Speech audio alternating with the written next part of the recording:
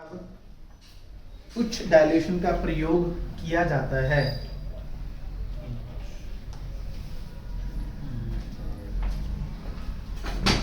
ये बनने दो लंबी है ना, बाकी शॉर्ट।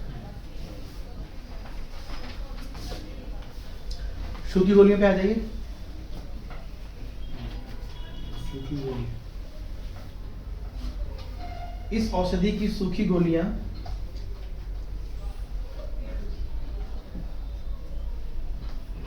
इस औषधि की सूखी गोलियां हृदय को उत्तेजित करती हैं,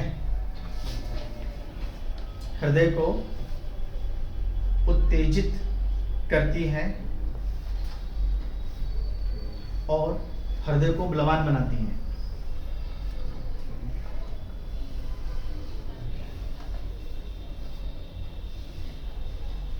आपका A1 खत्म हुआ। दूसरा लिखिए A2। बलवान बनाती है।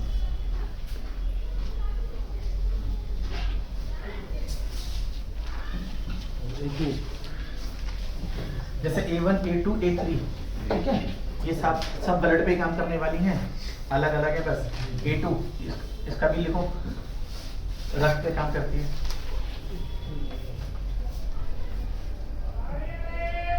यह औषधि कफ प्रकृति वालों के लिए अनुकूल है। A1 किसके लिए थी? A1 याद है किसके लिए थी? रक्त प्रकृति वालों के लिए। A2 कफ वाली। कफ रक्त वाले और कफ वाले में क्या अंतर है, कौन बताएगा? रक्त प्रकृति वाले होते हैं गुस्से वाले, बीपी हाई वाले, है ना, जिनके चेहरे में एक लाली होती है। और कफ वाले होते हैं सर्दी, खांसी, जुकाम, मौसम बदलते के साथ ही जुकाम, है ना, ये कफ प्रकृति वाले। तो जो कफ प्रकृति वाले हैं और ब्लड से रिलेटेड प्रॉब्लम है, यानी कफ प्रकृति वालों को बीपी हाई हो गया तो A2 यूज करेंगे, ना कि A1।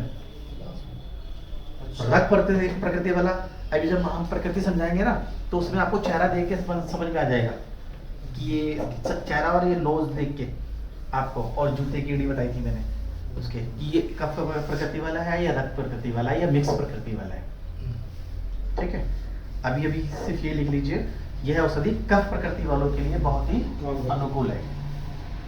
इसका प्रभाव हृदय के राइट साइड, दाहिनी तरफ है। इसका प्रभाव हृदय के राइट हिस्से पर, यानी दाहिने हिस्से पर है। A1 का कहाँ था? लेफ्ट में। जैसे अगर हम ये हार्ट बनाए,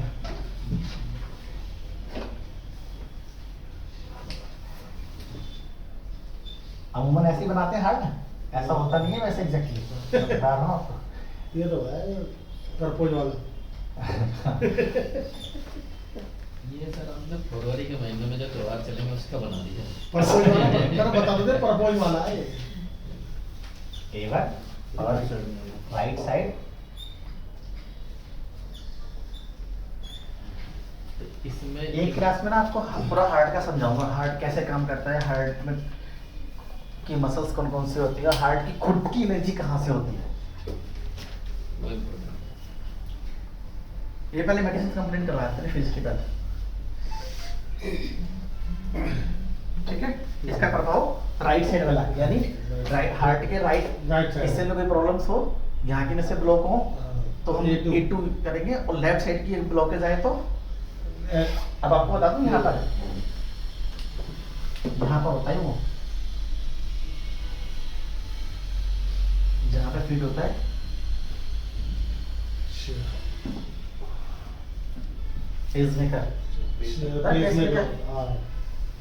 जो हार्ट को इलेक्ट्रिक करंट सप्लाई करता है वो राइट साइड होता है।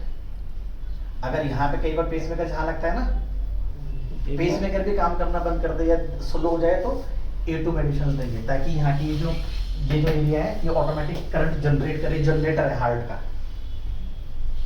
वो जो ब्लड एकदम स्पीड से फेंकता है वो साइनस नोड बोलते हैं सर।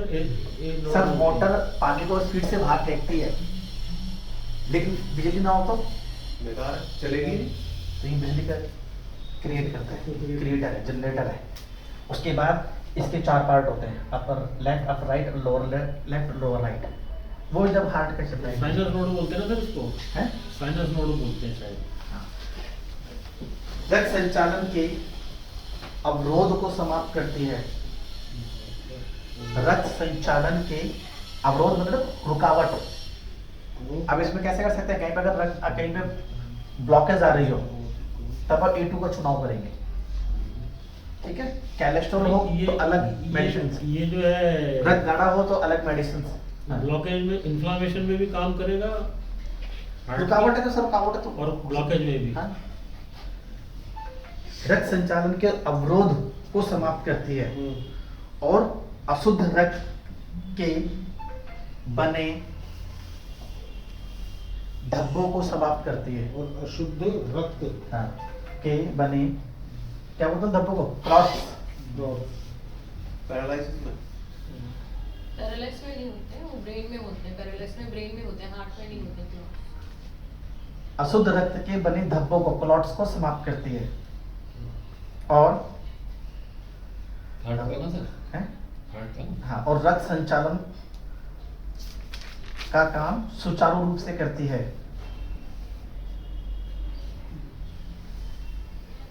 इसका प्रभाव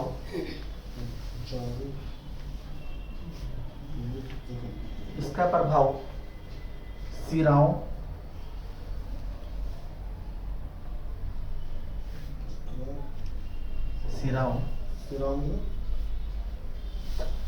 वेन्स, आर्टरीज, वेसल्स, नर्व, शिराओं और छोटी छोटी रक्त वाहिकाओं, नशे कैपिलरीज और छोटी छोटी रक्त वाहिकाओं पर A1 से भी गहरा है, मतलब A1 से ज्यादा उपयोगी है A2, खून नसों पर, यानी सारी ये ब्लॉकेज खत्म करती है। नसों पर A1 से भी गहरा है।